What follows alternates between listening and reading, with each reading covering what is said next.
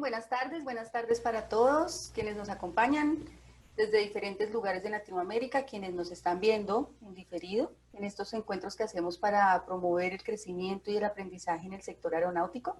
Soy Marta Olaya, directora ejecutiva de la Asociación Colombiana de Psicólogos Aeronáuticos, y hoy estamos acompañados acá con nuestro capitán Rubén Lesmes, que es uno de nuestros colaboradores más asiduos en este ejercicio de promover conocimiento y aprendizaje para el sector. Bienvenido, capitán. Doctora, muchas gracias por tu presentación y obviamente que un saludo a todos quienes integran la Asociación Colombiana de Psicólogos Aeronáuticos y claro que a todos los que ven nuestras entrevistas y los espacios. Y un saludo muy especial para el doctor Santiago Izquierdo, claro que sí, para Santa Marta que está dándose la vida deliciosa. Entonces, pues mucho gusto estar otra vez contigo y bueno, para lo que hay que hacer, estaremos dispuestos. Bien, muchas gracias, gracias.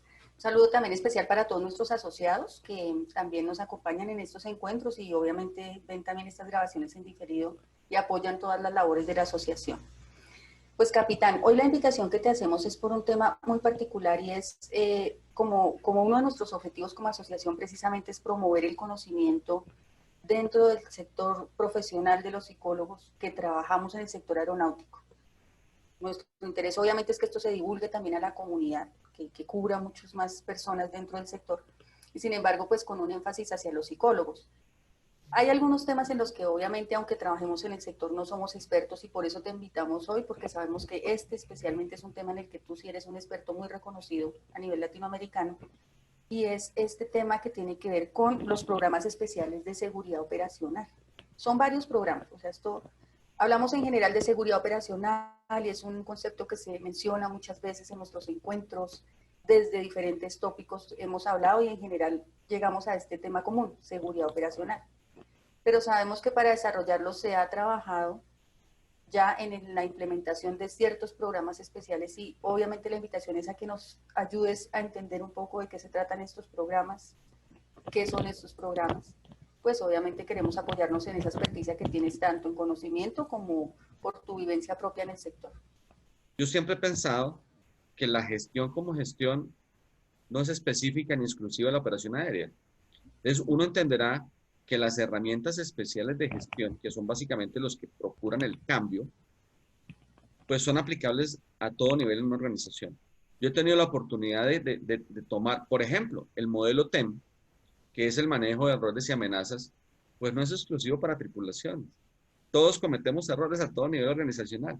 Entonces, no, digamos que son un conjunto de herramientas que están contenidas dentro de la cultura de la seguridad operacional, que se diseñaron en principio para la operación o para el desempeño de las tripulaciones, pero que como otras disciplinas ya permean a la organización completa.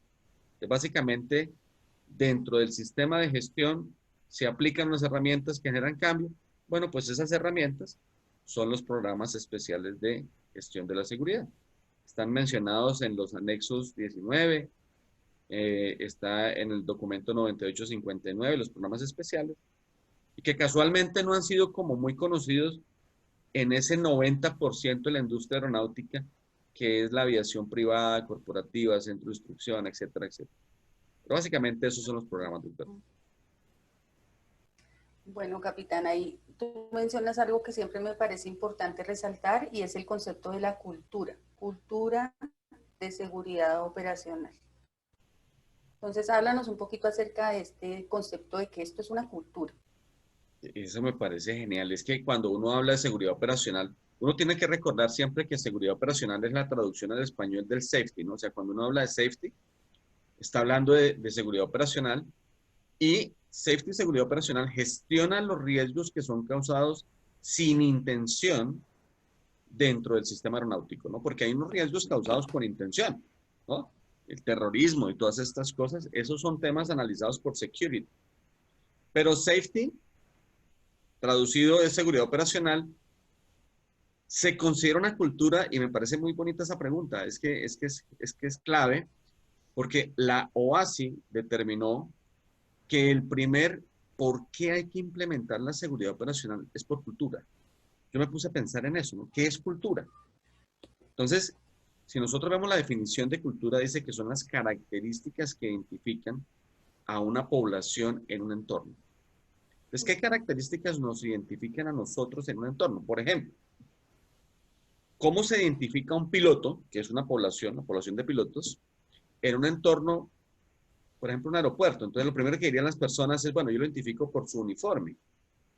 Entonces, uno entiende que el uniforme es una característica que nos identifica, luego hace entonces al uniforme parte de la cultura de los pilotos. Y es interesante por qué el uniforme hace parte de una cultura y por qué eso genera seguridad. Cuando uno ve una niña de TCP que tiene sus uniformes muy lindos, muy bien puestos, y una cantidad de cositas sobre cositas y todo, ¿no? La bufanda, etcétera, uno entendería que cuando una persona tiene bien vestido su uniforme, obedece a un proceso, obedece a procedimientos, obedece a una norma, obedece a que hay evaluación de esas normas, y ese uniforme refleja de alguna manera esos procesos y procedimientos. Luego, ¿quién lo creyera? Eso demuestra a los usuarios que hay seguridad. Yo siempre hago algunos ejercicios en las conferencias magistrales de cuando no se genera seguridad con mi forma de vestir, con mi uniforme, ¿no? Y usted entenderá que habrá profesionales que generan más seguridad que otros desde el punto de vista de qué es lo que yo reflejo. Entonces, el uniforme por eso es una de las características que identifica una población en un entorno, pero que a su vez reflejan seguridad en los usuarios. Una compañía de aviación que pretendió no poner uniforme en sus pilotos y en sus TCP. Mm. Y muchos usuarios preferían no volar porque tenían miedo. Decían, si así es la imagen del personal, ¿cómo será el mantenimiento de sus aviones? Y entonces, ¿quién lo creyera? Relacionaban una cosa con otra. Y es que efectivamente el uniforme refleja que hay procesos y procedimientos. Pero bueno, es que las características que nos identifican el personal de la aviación no solamente es el uniforme. Eso es como lo más fácil de evidenciar. Pero mire, una persona que está en el sistema aeronáutico es una persona que permanentemente está evaluada, permanentemente está entrenada. No trabaja por procedimientos, sino bajo procesos, es decir, cumple normas. Registra sus actividades. Todas estas características son y deben ser parte de lo que nos identifica como miembros de la aviación. Entonces, la OASI dice, la cultura, mira el lenguaje. El lenguaje técnico nos identifica frente a otras actividades. Entonces, es ese conjunto de características que nos identifican los que tienen como consecuencia lógica los índices de seguridad. Si una persona no está bien entrenada, si no está evaluada, si no trabaja con procesos, si no refleja procedimientos, pues la consecuencia lógica es que va a estar expuesta a un alto riesgo. Y cuando suceda algo, va a tener eventos de seguridad. Caso contrario, cuando adhiere esas características, intrínsecamente se está gestionando la seguridad sin que sea el objetivo, sino que es una consecuencia natural de las características. Por eso se considera a la seguridad operacional como una cultura. Claro. Y no te preocupes, doctora, y me lo han dicho en algunas partes, cuando encuentres personas dentro de la industria que no reflejan esa cultura. ¿Sí? La adherencia es una de las competencias blandas más complejas. Entonces, es natural que muchos de nosotros no tenemos la adherencia a la cultura, no porque seamos malos individuos, sino quizás porque no la han promovido bien, ¿no? Y esa es una de las grandes problemáticas de la adherencia a la seguridad operacional, la Sí. cultura de la seguridad operacional. Y el efecto que tiene, ¿no? Porque es que, como sabemos, el hecho de que existan esos procedimientos y que se hayan empezado a implementar tiene que ver con el interés de mejorar la seguridad, y lo que se espera es que las personas se adhieran ahí. Pero me surgió otra duda, capitán, allí, antes de que nos cuente sobre los programas específicos, y es lo siguiente. Cuando estamos hablando de una cultura y decimos que son las características que nos identifican como parte o como miembros de un cierto grupo, estamos hablando de que es una cultura del sector aeronáutico. Y el sector aeronáutico es un sector global. O sea que va a tener que interactuar con una cantidad de culturas, como la conocemos tradicionalmente, de diferentes países, de diferentes idiomas. ¿Cómo lograr que haya esa uniformidad Bueno, en una cultura, en un sector que cubre tantas culturas. precisamente esa fue una de las problemáticas que se analizaron en los años 90. Nuestra industria se está globalizando cada vez más rápido. Luego hay una interacción de diferentes culturas. Por allá el documento 9859 y los cursos de la base dicen que hay cultura regional, que hay cultura organizacional y que preciso de ahí nace esa gran divergencia humana, pero hay muchas más que esas. Hay culturas geográficas, hay cultura de género, el hombre no se comporta igual a la mujer. Es más, en una sola región de un solo país, en una sola tripulación puede haber un piloto de 65 años, una primera oficial de 22 años, y ya ahí tenemos una cultura generacional. Y de género, ahora imagínate la regional. Claro, si nosotros globalizamos la aviación, la multiculturalidad se presentaría como un conflicto, como una de las trabas para que trabajemos al unísono con un objetivo que es la gestión del riesgo. Se vuelve Pero, como un reto, el reto de lograr claro, unificar. pero precisamente ¿cuál es la respuesta? Ah, pues vamos a crear una cultura universal del sistema aeronáutico, Ujú. que sea el mismo lenguaje. ¿Cuál es el lenguaje? Entre otras cosas, ese lenguaje es el comportamiento universal de quienes participamos en la industria. Entonces, ese lenguaje es el trabajo en equipo, el liderazgo, la toma de decisiones, la resiliencia, el idioma. Todo este lenguaje común, que son competencias blandas, entonces harán algo sencillo. No importa donde tú estés, te vas a comportar igual. Un ejemplo muy sencillo para considerar esto se llama la cultura ciudadana. ¿Sí? O un sistema de transporte masivo. Si tú creas la cultura del sistema de transporte masivo, no importa de qué país vengas, no importa qué idioma hables, te vas a comportar igual que todos, simplemente porque existen esas características. ¿No te ha pasado que tú vas a otro país de pronto y tú empiezas como a actuar con timidez, como con cierta, ¿no? Como con cierta temor y yo actúo como los demás actúan? Sí, No importa el país donde tú vengas, tú empiezas a ver ese comportamiento y tú adhieres a ese comportamiento, ¿no? Bueno, eso es cultura ciudadana, eso es cultura organizacional, eso es cultura de la seguridad operacional. Lo que busca precisamente esa cultura es que no importa de qué país seas, no importa qué lenguaje tengas, no importa qué edad tengas ni de qué género eres, te vas a comportar dentro de este sistema como el sistema lo dice. Ahora bien, dentro de esa pregunta que tú haces hay algo genial. Mira, a mí me da escalofrío cuando hablo de esto porque yo me emociono mucho y es que precisamente esas características de la cultura universal, que son la de la seguridad operacional, son los estándares contra los que nosotros vamos a entrenar y a preparar al personal. No es contra las proeficiencias de un instructor o un centro de instrucción. No, es contra esos estándares de la industria global. Entonces, si allá en la China, en Colombia, en Argentina, nuestro centro de instrucción conoce esas características y esos estándares, entrenará y formará al personal para esos estándares, entonces ya no importa dónde seas, te vas a comportar igual en ese sistema. ujú. Y eso además va a facilitar esa, podríamos decir, la movilidad del personal en el entorno aeronáutico, ¿no? Porque si bien las personas se forman en un país y con una cierta cultura nacional, obviamente cuando mencionabas lo de las culturas hacia allá, yo pensaba también hacia abajo, porque hacia abajo el país, la región, la organización y así empiezan como a ver como subculturas también. Pero esta formación más uniforme lo que permite es que también las personas se hablen ese mismo idioma precisamente y haya la posibilidad de movilizarse dentro del entorno, garantizando de alguna manera esas bases comunes que seguramente necesitarán algunos ajustes, pero que nos ayudan a tener la tranquilidad de que estamos entendiendo lo mismo por un cierto concepto, por ejemplo. ¿Y qué tal ahora que tratemos de entenderlo como, cuando uno habla de la cultura geográfica es como para que se haga más visible?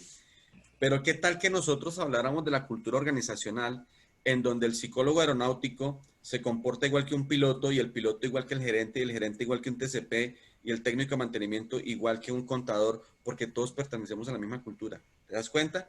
Eso facilitaría la comunicación y la interrelación organizacional. Y por ejemplo, ¿qué tal que el controlador aéreo se comporte bajo los mismos preceptos de esta cultura que un piloto y un piloto comprenda lo que es la autoridad aeronáutica, las organizaciones. Esa cultura unificaría y haría más fácil la toma de decisiones, la comunicación. Y obviamente sería mucho más manejable el riesgo porque todos estamos hablando el mismo idioma. Es que lo que para mí puede ser un peligro, puede que para ti no sea un peligro. Por ejemplo, hay personas que tienen de mascotas a una tarántula. Yo me moriría con una tarántula. ¿Qué significa eso? Que yo actuaría muy diferente a otra persona simplemente porque tenemos diferente percepción de una tarántula. Pero la tarántula, que es el peligro, no deja de ser una tarántula para mí o para el otro. Entonces, ese es otro componente de por qué la cultura, cuando la cultura unifica las definiciones y el lenguaje, nos pone a todos a actuar de igual manera, aunque para uno sea una cosa y para otro sea otra cosa. El lenguaje tiene esa condición. Entonces, no importa que tú, es muy fácil entender que si yo veo una tarántula saldría corriendo, haría algo, no sé, ¿sí? Pero para el que la tiene de mascota, él no va a actuar contra algo que no considera peligroso. Entonces, imagínate en una industria altamente tecnológica donde cada cual actúe como considera peligroso o no.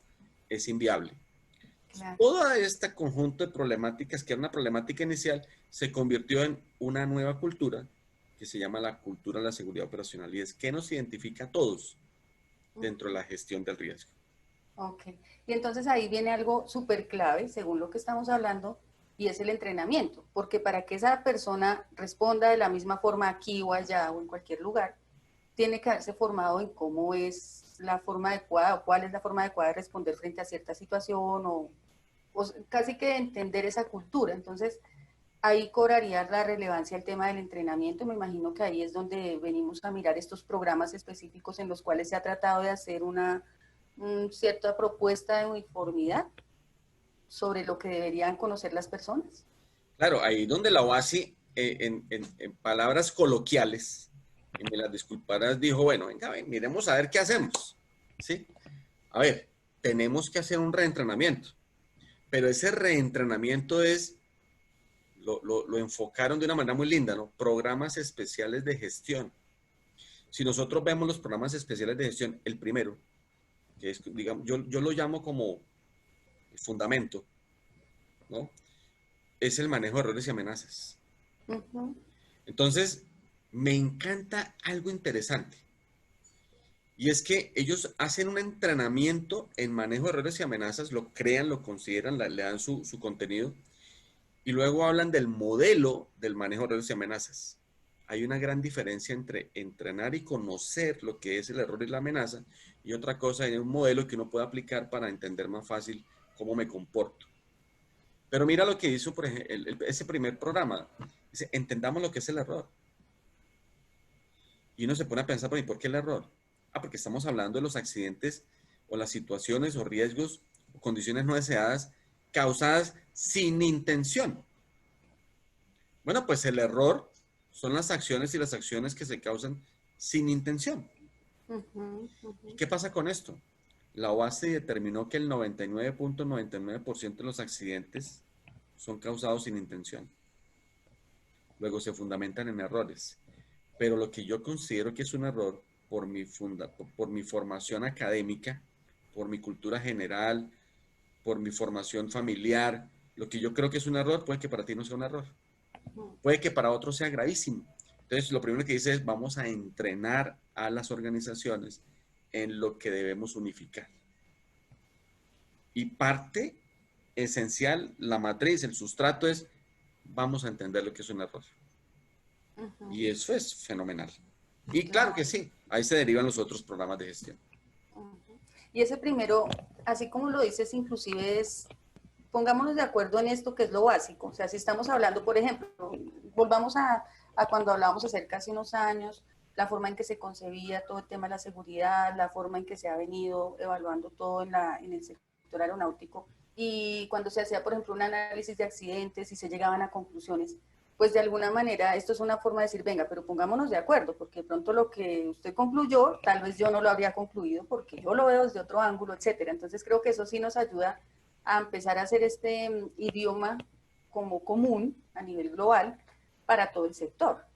O sea, este primero que me cuentas es el que nos va a poner como tratar de unificar los conceptos. Sí, es lo que entiendo, el concepto del error. ¿Qué es lo que consideraríamos un error dentro del sector? Y a Sí, partir de allí ya vamos haciendo todo el resto de la estructura. claro, y es que cada uno de estos programas, porque la OASI, y uno debe, y yo pienso que todos los que somos instructores académicos de alguna manera, debemos partir de un argumento que no es propio, es un argumento de nuestro sistema, o sea, ¿por qué llegamos a esta conclusión? Entonces, todos los programas tienen un análisis casuístico, es decir, Ujú. la operación misma y los resultados de la operación misma crearon unas estadísticas que nos llevaron a tomar esta decisión de este reentrenamiento. No es caprichoso. Entonces, vuelvo y te repito, eh, ¿por qué hablar del error? Ah, porque es que anteriormente, como tú bien lo dices, teníamos otras consideraciones. Por ejemplo, nosotros creíamos que el accidente se podía evitar, Ah, sí, ¿sí? sí, sí. Sí, Hoy, hace unas definiciones, hace muchos años decían, por ejemplo, en esos programas de gestión, decía, evitar los riesgos o evitar los accidentes o algo así, pero claro, sí, cuando ya haces una redefinición de lo que podría ser un riesgo o un error, pues, y si claro, es involuntario, pues es muy poco probable que se pueda. total. Es que mira, partamos de ahí, toda la seguridad aérea, que era la filosofía anterior, hasta antes de los 90, tenía una campaña que se llamaba PREVAC, es decir, eran los prevención de accidentes. Sí. Se creía y se considera que yo podía evitar accidentes. Después de que se entiende que el error es el factor determinante en el 99.99% de los accidentes, pues se entiende que el error es inevitable. Luego no lo puedo predecir, no lo puedo prever. Y si yo digo que el accidente está causando eso, pues el accidente es inevitable. Entonces la OASI en los años 90 ya dijo, oiga, venga, tiramos la toalla. El accidente va a seguir ocurriendo, no se preocupe. De hecho, la frase dice es el accidente ya está, nos falta es poner la fecha, pero el accidente va a seguir ocurriendo. Ujú. Entonces, mira ese cambio de filosofía tan impresionante. Y entonces, si el accidente va a ocurrir, mira a lo que nos enfrentamos. Si yo, capitán Rubén Lesmes, hoy no he tenido un accidente, significa que me va a ocurrir, porque es inevitable. ¿Sí? Ah, que en ese accidente no necesariamente sea catastrófico, no, total, de acuerdo, pero me va a suceder. Cuando yo digo que el accidente va a ocurrir, estoy diciendo que solamente hay dos tipos de organizaciones o de personas, a las que ya le ocurrió y a las que les va a ocurrir. Entonces es preferible decir, ya me ocurrió, porque si no me ha ocurrido, ténganlo por seguro, le va a ocurrir. No estoy diciendo con esto que usted se va a morir en un accidente o que va a ser catastrófico su accidente, sino que usted se va a enfrentar a situaciones no deseadas. Usted se va a enfrentar a situaciones de riesgo que pueden terminar en incidentes o accidentes y por eso la seguridad operacional ya no evita accidentes, sino que busca trabajar es en la mitigación de qué? De la probabilidad del evento y la severidad. Es decir, que si le iba a pasar hoy, tratemos de que sea mañana. Y si le pasó hoy e iba a ser catastrófico, pues entonces ojalá solamente sean daños mayores. Y si iban a Ujú. ser daños mayores, pues que sean daños menores. ¿Sí? Entonces, la gestión de la seguridad operacional no busca eliminar el accidente, busca más bien de que seamos conscientes de que nos puede pasar en cualquier momento y trabajamos es en la mitigación de la probabilidad y la severidad de los eventos. Eso es lo que busca. A eso iba a hacerte ese comentario cuando pues ya digamos que te me adelantaste en eso y era, suena muy catastrófico, o sea, básicamente es decir, le va a ocurrir, pero como ahí está el ser humano precisamente buscando el reto que sigue, ¿no? No nos quedamos estancados, entonces, bueno, pues si nos va a ocurrir, entonces, ¿qué podemos hacer al respecto? Y pues ya me diste la respuesta, ¿qué podemos hacer? Controlar al máximo posible para que si va a ocurrir, sea el mínimo, la mínima posibilidad de que nos ocurra, y que si llega a darse, pues que tenga la mínima severidad posible. Entonces, creo que ese es como así como te entiendo, es como el siguiente paso que estamos Sí, dando en este ejercicio. sí, es que si nosotros vemos, por ejemplo, la definición de seguridad operacional, dice que es el estado en el que el riesgo de lesiones a las personas o daños a los bienes, o sea, el estado en el que el riesgo, y riesgo es probabilidad de severidad de los eventos, dice, se disminuye o se mantiene en un nivel aceptable, ¿sí? No está diciendo lo vamos a eliminar, lo vamos a desaparecer. Está diciendo vamos a disminuir el riesgo a un nivel aceptable. Y ahí te voy a preguntar eso entonces también. ¿Cuál sería un nivel aceptable? Es una ¿Cómo podría Esa palabra aceptable, ¿qué significa en ese contexto? Esa es la mejor de las preguntas porque es muy difícil explicarlo. La gente pensaría coloquialmente, venga, un nivel aceptable, entonces, ¿qué será? ¿Que si me se llegan a morir 50 sean solamente 20? Ah, que si el daño era catastrófico, pues que sea menor. No, no, no, no. No, no, no podemos ser de matemática. La matemática aquí falla en esa lógica, ¿no? Yo no puedo aceptar que se me mueran 50 personas. La palabra aceptable es que yo debo aceptar que he tenido eventos de seguridad. Porque es que cuando uno le decían que una empresa era segura porque no tenía accidentes, yo he encontrado placas en empresas que dicen tenemos 30 años sin accidentes. Perdóname lo que voy a decir. Eso es mentira. Eso no es cierto. Todos los días hay eventos de seguridad de ciertos niveles.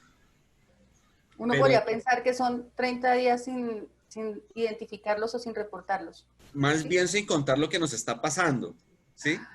Sí, claro. Claro, y sí, porque mira, si tú me lo dices, hay muchas empresas lo usan, inclusive de los de Ya otros no. sectores, y lo ponen como una imagen. Eso desapareció. Porque es que ponle, eso es un error grandísimo. Porque mira, ponte en la posición de un empleado por allá, organizacionalmente hablando, de un nivel bajo, digámoslo, piramidal, y que él vea esa valla que dice tenemos 370 días sin accidentes, y él sufre un accidente. Esa persona va a decir, venga, por mi culpa, la empresa va a perder ese rating que tiene. Entonces, ¿qué va a hacer esa persona? Lo va a ocultar, no lo va a comentar. De hecho, el accidente entonces se convierte en una estrategia de mercado y de competencia. Yo no tengo y usted sí. Y si usted tiene, yo voy a contar que usted tuvo porque yo soy más seguro que usted. Cuando la realidad es otra. La realidad es que todos los días pasan cosas en la seguridad. Todos los días. Pero es excelente ese cambio de paradigma. O sea, eso es un cambio de paradigma. Total. O sea, básicamente es decirle a la persona, no se pare en el lugar, no funciona, porque de alguna manera, obvio, veníamos era de ser perfectos, ¿sí? Parecer, y le estamos diciendo, no, y está bien no ser perfecto. Lo que quiero es que lo acepte y que me muestre cómo lo está manejando. Más bien, ¿sí? Absolutamente, absolutamente.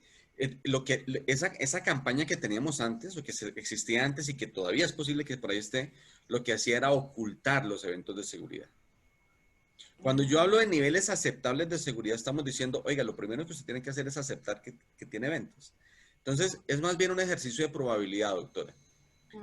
Si mi compañía dice que en el año 2020 acepta que tuvo un lesionado, mi nivel aceptable de seguridad operacional para el 2021 debe ser 0.5 lesionados. ¿Qué quiere decir eso? Que la probabilidad en 2 años disminuyó a 0.5, es la probabilidad matemática. Pero para que eso sea 0.5 promedio de año es que en este año no tenga ningún lesionado. Pero ya matemáticamente yo puedo tener una meta. Y yo puedo decir que la meta para el año 2022 sea de 0.33 lesionados. ¿Sí me hago entender? ¿Qué significa? Que yo estoy tratando de que en el 2022 no tenga lesionados, ni este año tampoco. Entonces el promedio anual va a quedar en 0.33. Eso es un nivel aceptable, es decir, pero yo acepto primero que tuve un evento, no puede ser cero, porque entonces no podía promediar nada. En probabilidad no existe ni el cero, y ojalá ese evento sea menor que uno, es decir, lo mantengamos por debajo de uno, ¿cierto? Los niveles aceptables de seguridad operacional en un principio se llamaban los niveles NASO, niveles aceptables de seguridad operacional. ¿Sí? Niveles aceptables de seguridad operacional. La traducción a inglés es SPI, que es Safety Performance Indicators, indicadores de rendimiento de la seguridad operacional.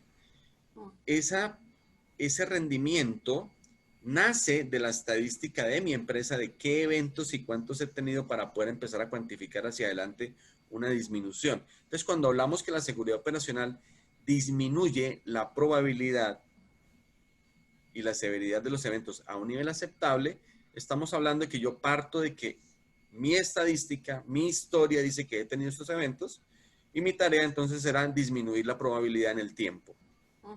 Esos son los niveles aceptables.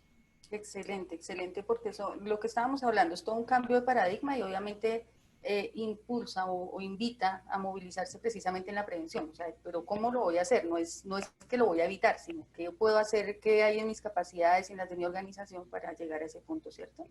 Y Capi, entonces ahorita estábamos hablando acerca de estos programas que se empezaron a implementar. ¿Son varios programas? ¿Cuántos programas son? Porque el primero que nos comentaste fue el que estábamos hablando hace un momento, ¿cierto? Este es Sí, el error de el manejo de errores y amenazas. sí, y yo quiero decir algo, pues, con respecto a estos programas, y es que la filosofía del documento 9859 y los diferentes reglamentos aeronáuticos colombianos a nivel latinoamericano serían la LAR 219, lo mencionan tímidamente, no lo Mm, mencionan de manera específica. Mencionan programas especiales de seguridad, pero no dice específicamente cuáles son. De pronto menciona algunos. ujú, Yo, cuando los pongo en este orden y en esta priorización, es más por la experiencia y más por la casuística que busca generar resultados, porque es que estos programas no son creados ni generados por la OASI, son mm, creados por diferentes organizaciones de carácter privado, público, que han hecho estudios a nivel, pues, internacional y dicen, oiga, hay que ponerle cuidado a esto. Por ejemplo, Flight Safety.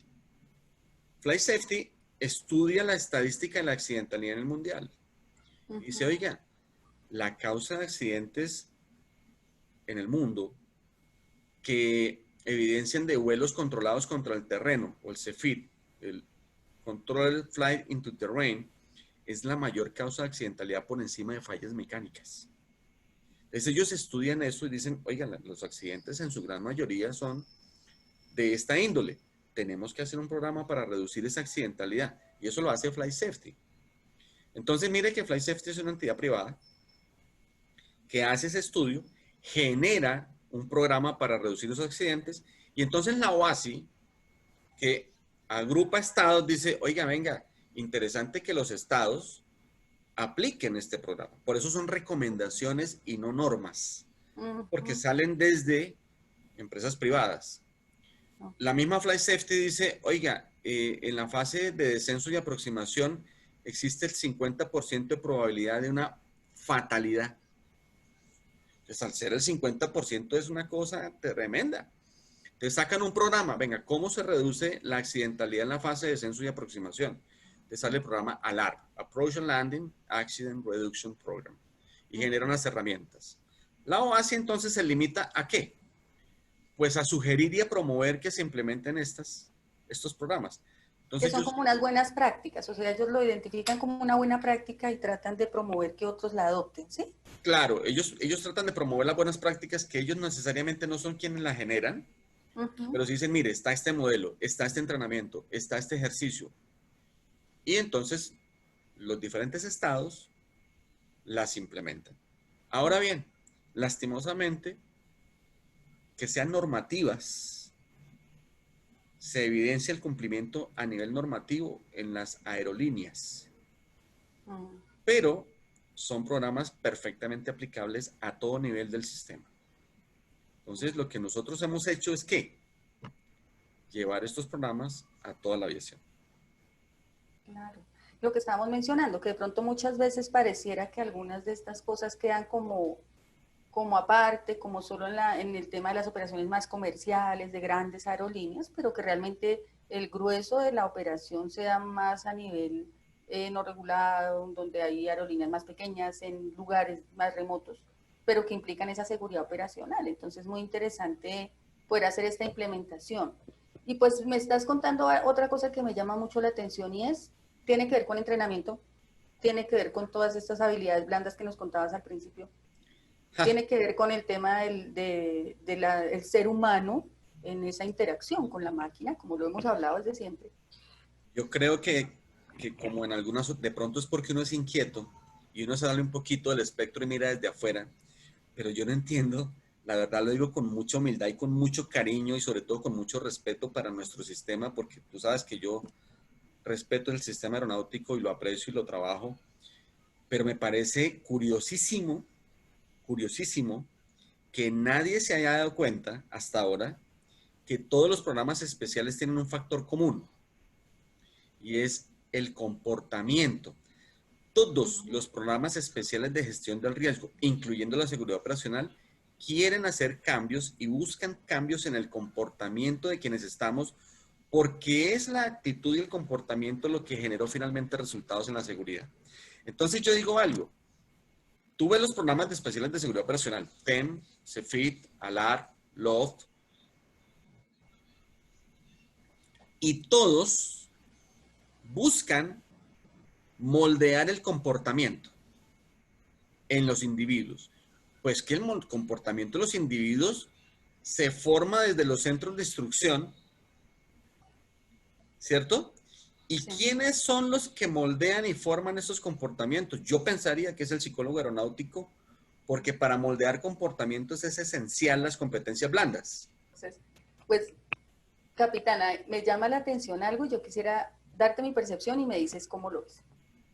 Yo estoy pensando un poco, no solo en los centros de instrucción, sino a nivel organizacional y en el rol del psicólogo. Tú mencionaste que el psicólogo, en este caso sería muy importante, o sea, es muy valiosa su intervención porque es quien de alguna forma moldea el comportamiento. Yo diría que apoya ese ejercicio del moldeamiento. Tenía otra palabra aquí hace un momento y era el tema de la adherencia, que fue algo que hablamos. Es que quien ingrese debe empezar a tener es una especie de cultura de adherencia. No le estamos diciendo que tiene que hacer todo sin criterio, sino que básicamente debe comprender que este es un entorno donde se hacen procedimientos y se siguen procedimientos. Obviamente él debe tener su criterio, pero el criterio está basado por esos procedimientos.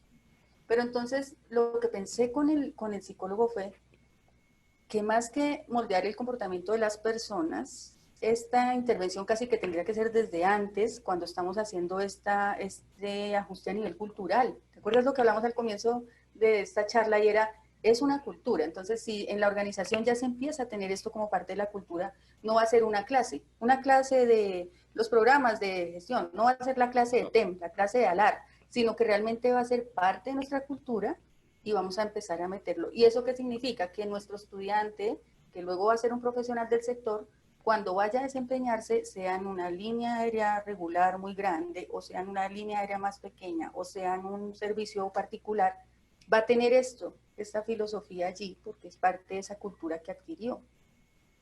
Claro, es que has dado las palabras claves en la inquietud.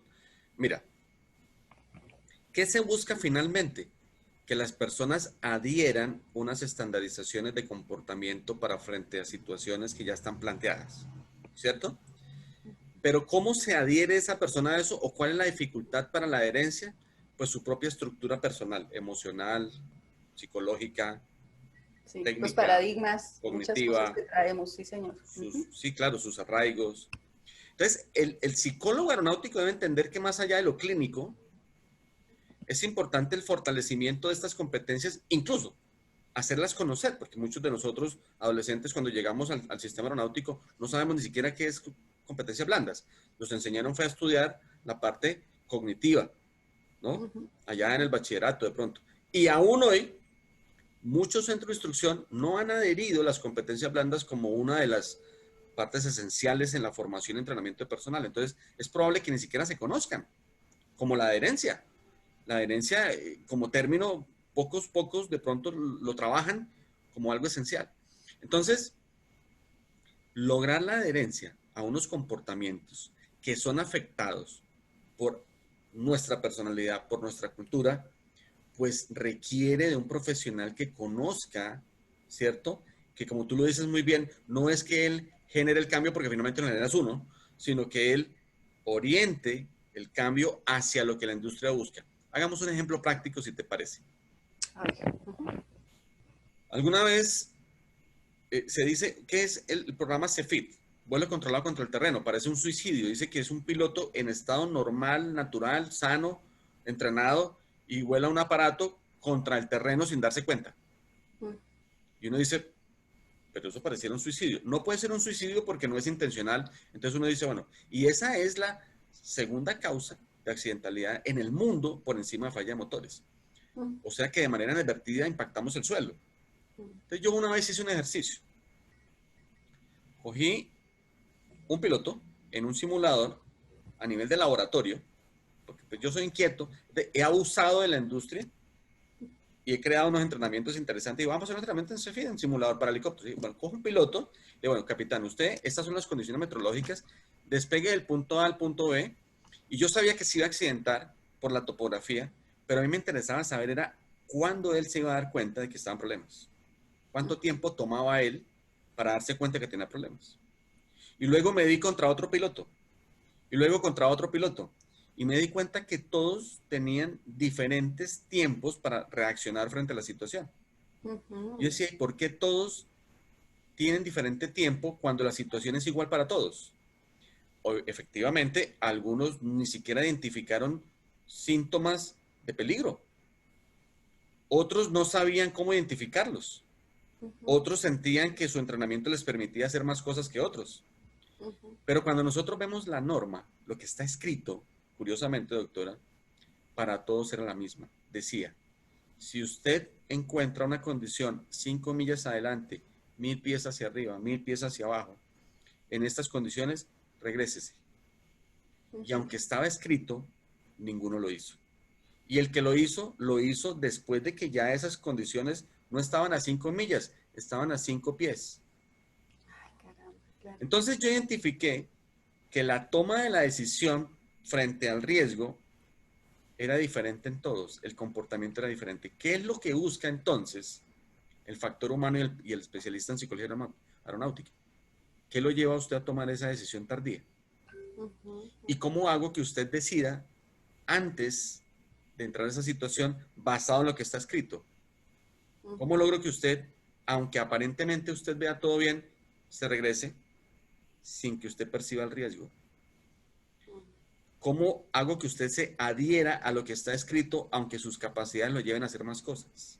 Entonces yo pienso, Es una cantidad de variables individuales. Estoy pensando en todo ese, claro, más en este ejercicio que hiciste, que en términos generales uno diría es un ejercicio pequeño, pero tiene una gran cantidad de información que si uno lo replicara, mejor dicho, tendría una masa de conocimiento para analizar. sí, a mí me causa curiosidad que ese ejercicio lo hice yo con un computador portátil y una regla de escuela con un piloto de helicópteros y era algo sencillo y terminamos finalmente estandarizando y asesorando el entrenamiento en simuladores para la Armada en Colombia. Y es por eso, porque no se trata de ver si el piloto sabe volar o no, ya se sabe, ¿sí? Como un entrenamiento recurrente, el señor, si está vivo es porque sabe volar. Pero la cuestión es cómo está tomando decisiones frente a este año que acaba de pasar. ¿Qué Por logró su ejemplo, entrenamiento? ¿Lo volvió una persona más arrojada? ¿O lo volvió una persona más cuidadosa? ¿O lo convirtió en una persona más metódica? ¿O lo convirtió en una persona más ególatra? ¿Sí? Y eso es lo que dice la OASI, por allá muy escondida en la filosofía de la seguridad operacional y la cultura, dice, nuestro comportamiento, como lo decíamos ahorita, debe ser universal. ¿Frente a qué? A lo que está escrito. Y cuando hay algo nuevo, por favor comuníquelo para que lo que está escrito se actualice. Bueno, la diferencia entre por qué este sí lo hace y este no lo hace es básicamente su estructura emocional, mental, psicológica, médica, su condición de lugar de trabajo. Ahí es donde los psicólogos tienen mucho, mucho que ver en este portafolio. Cuando un psicólogo empieza a mirar cómo es que la parte mental, la parte emocional, incluso la parte médica, ¿no? Clínica, afecta esa decisión, pues la puede entonces orientar. ¿Y qué es lo que finalmente se orienta? Pues que la tripulación se adhiera a un estándar que ya está aprobado en el mundo. Esas 5 millas, 1000 pies para arriba, 1000 pies para abajo, son mundiales. Lo que está sucediendo es que todos los que nos desempeñamos en la industria aeronáutica tenemos una deriva práctica de ese deber ser y la confundimos con nuestras capacidades o con el negocio. Entonces, ¿cómo retomar eso? Pues a eso vienen los programas especiales de seguridad. Y lo que te digo, todos tienen finalmente ese objetivo, cambio en el comportamiento de las personas. Creo que ese ejemplo práctico nos visualiza muy bien todo, ¿no?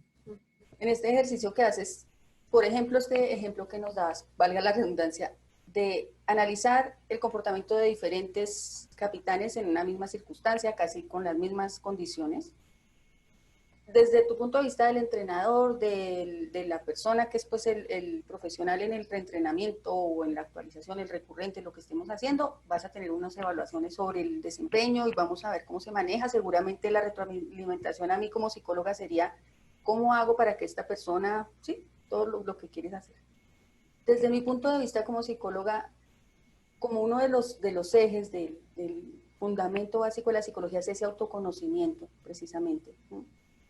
Yo a lo que quisiera llevar a esa persona es a que él identifique esos riesgos que está corriendo quizás en algún momento. ¿Dónde surgió? Por ejemplo, tú decías, alguno de ellos no tomó a tiempo la decisión. Bueno, ¿por qué no la tomó a tiempo? Bueno, pudo ser porque no la detectó, el otro porque no tuvo en mente la norma que estaba escrita, o sea, las condiciones específicas puntuales y no las percibió. Alguno pudo ser un asunto más relacionado con su conciencia situacional, otro pudo ser con aquella confianza, con una cierta tolerancia donde él dijo, no, yo puedo, ¿no? Entonces, desde mi punto de vista psicológico, el ejercicio sería más como este proceso de autoconocimiento que al final va a redundar obviamente en una adherencia, ¿no? Pero que no solamente sea la adherencia por adherirse a la norma, sino desde Sí, ese proceso de conciencia personal sí. sobre el efecto que puede estar corriendo, porque muchas veces es inconsciente, solo la persona lo hizo porque me salió bien, pero ese es el riesgo que no debería correr, ¿no? Claro, y ahí es donde le hayamos sentido en la práctica a esos términos que son adherencia, en la práctica, no en el libro, Uh -huh. conciencia situacional, manejo del entorno, toma de decisiones, liderazgo, trabajo en equipo, ahí es donde en la práctica se evidencia.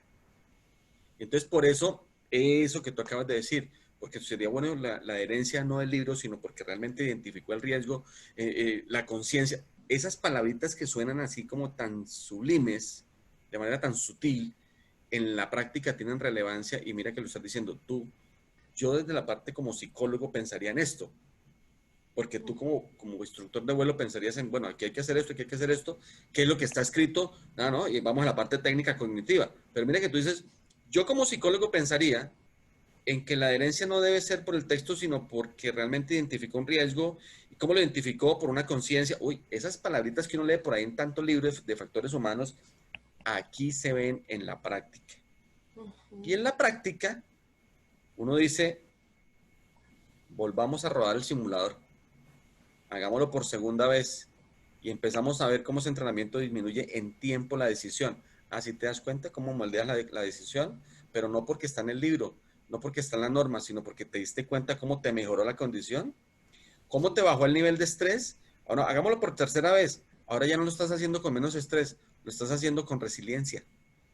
Hagámoslo por cuarta vez y te vas con un estado de tranquilidad frente a una situación, porque el entrenamiento dio frutos en lo técnico, en lo cognitivo y en lo actitudinal.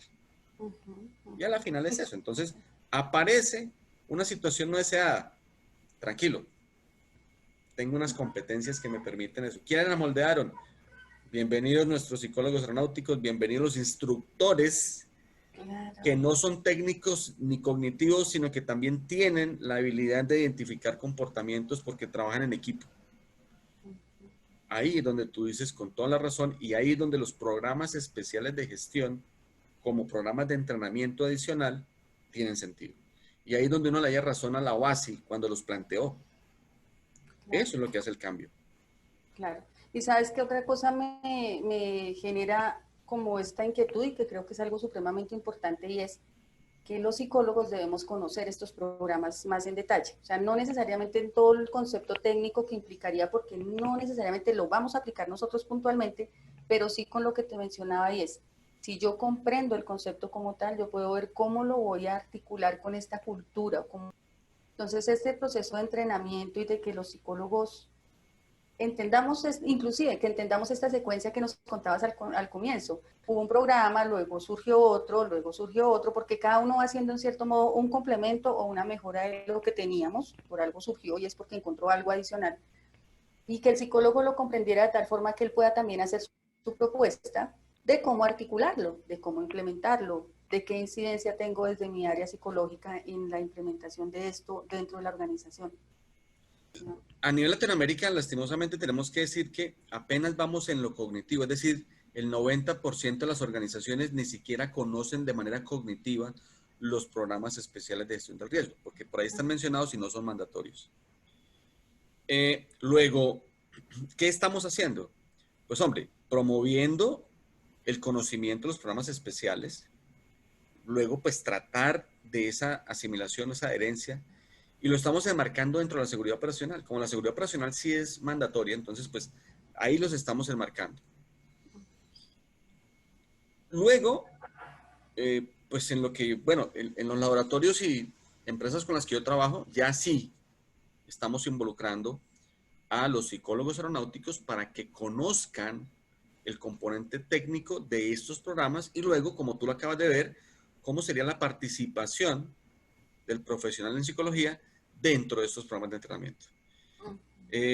Yo, pues quiero ofrecerle a la Asociación de Psicólogos Aeronáuticos un proyecto que tengo para este año y es vincular, y ojalá tú hicieras una convocatoria abierta si se pudiera, pues, y si asumen esta invitación, es a que hagamos un plan piloto con un grupo de especialistas, de profesionales en psicología aeronáutica, para entrenarlos en programas especiales de gestión del riesgo. Sí. Me gustaría muchísimo, como estamos hablando a nivel latinoamericano, que liderara la Asociación de Psicólogos Aeronáuticos una convocatoria internacional para 5 o 6 psicólogos y los entrenemos de manera práctica en la participación de la psicología aeronáutica dentro de la seguridad operacional y dentro de los programas especiales de gestión del riesgo. Me parece que ese plan piloto que podemos establecer con la venia del presidente, el doctor Santiago Izquierdo, y con la colaboración y participación de la asociación, pues haríamos un trabajo mancomunado que ayudaría muchísimo a esa participación del psicólogo en estas disciplinas. Sería excelente, muy excelente, sobre todo por lo que estamos hablando, capitán, y creo que lo hemos venido hablando desde que estamos haciendo estas colaboraciones con tu organización también, y es esta importancia de integrarnos, ¿no? De integrarnos, de hacer un ejercicio colaborativo, el valor de las sinergias. Mira que tú mencionabas en tu principio la integralidad y lo que hemos venido conversando sobre el modelo sistémico aplicado al entorno aeronáutico. Y hay un concepto que se menciona allí y es el de que el todo es mayor que la suma de sus partes. Entonces, siempre cuando las partes se articulan adecuadamente, el resultado va a ser mucho mejor y va a ser seguramente más satisfactorio que cuando estamos por separado.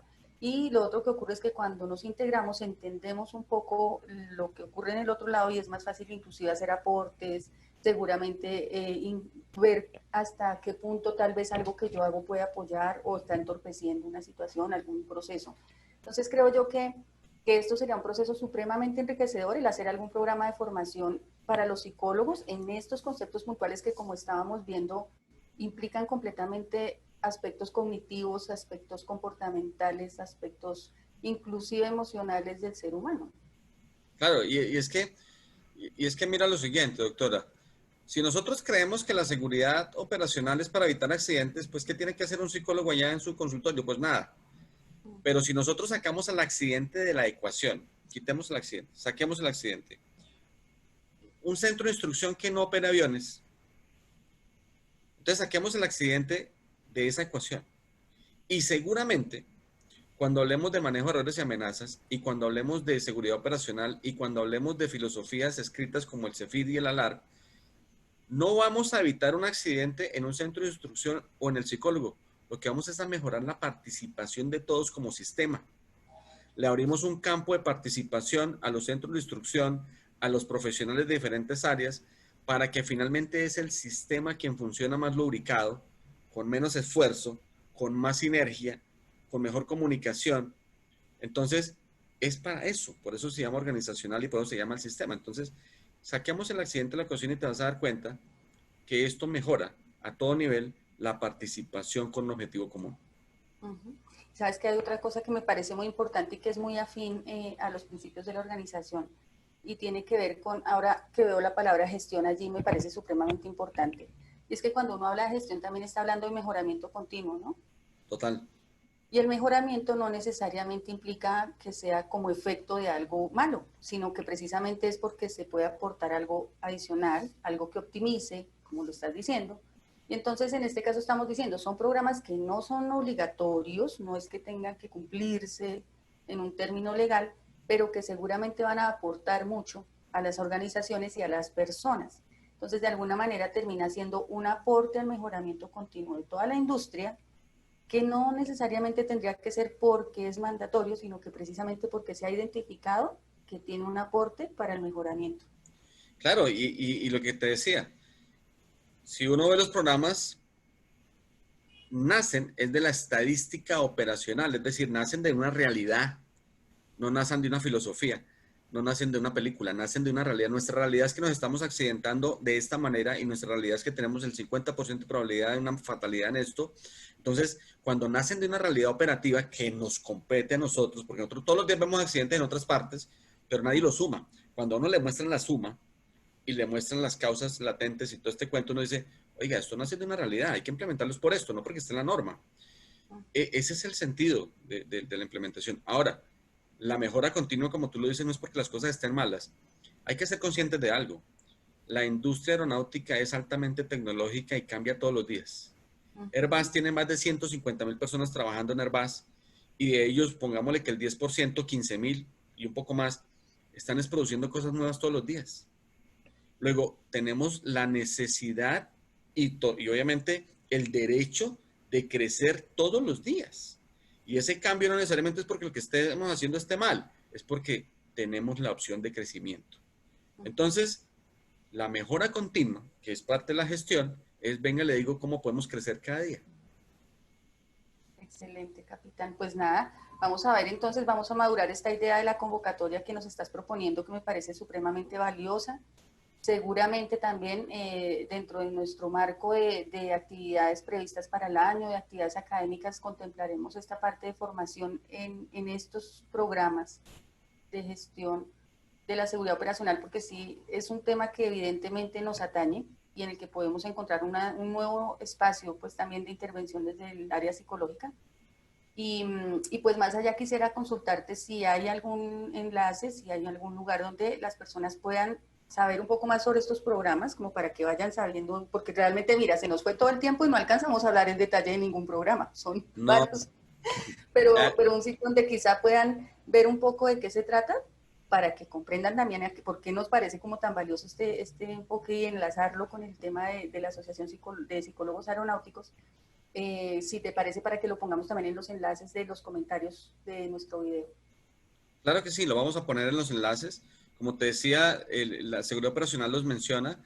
La normativa es muy tímida, pero los enlaces de, por ejemplo, el programa LAR, bueno, en el espacio Rubén Lesmes de YouTube, ahí hay varios programas explicados, entre ellos el TEM. Y claro que sí, dejamos los links y en donde se puede encontrar información sobre ellos. Muy bien, capitán, muchas gracias. Muchas gracias nuevamente por acompañarnos. Seguramente a partir de esto que hablamos hoy nos van a surgir muchos más espacios, porque evidentemente es un tema en el que somos bastante neófitos. Estamos inmersos en el entorno aeronáutico, pero no conocemos mucho sobre él. Seguramente habrá profesionales que tienen mucho más contacto con estos aspectos puntuales, pero sí creo que puede ser muy enriquecedor para nuestros asociados, para la comunidad que nos está siguiendo, que nos conoce. Y pues como tú lo mencionabas, también no es solo para Colombia, esto es un tema a nivel latinoamericano y el entorno aeronáutico es global, es mundial, así que el objetivo es seguir creciendo y generando redes y seguir conectando, así como nos conecta a nosotros el sector aéreo, pues conectarnos entre nosotros, aprovechando aún más estas opciones de la virtualidad. Doctora, muchísimas gracias a ti y ya sabes que estamos dispuestos, disponibles para cualquier invitación de la asociación y a nivel personal particular y a todos aquellos quienes nos visitan y comparten nuestros contenidos, pues claro que estamos dispuestos para resolver consultas e inquietudes. Bueno, muchas gracias, capitán. Gracias a todos los que nos acompañaron hoy. Esperamos que les haya gustado este espacio. Obviamente, como siempre, la invitación a que si quieren hacer comentarios sobre este tema o si tienen otros temas sobre los cuales quisieran que hablemos en estos espacios, por favor nos los cuenten allí en los comentarios del video. Y hasta la próxima. Chao, doctora.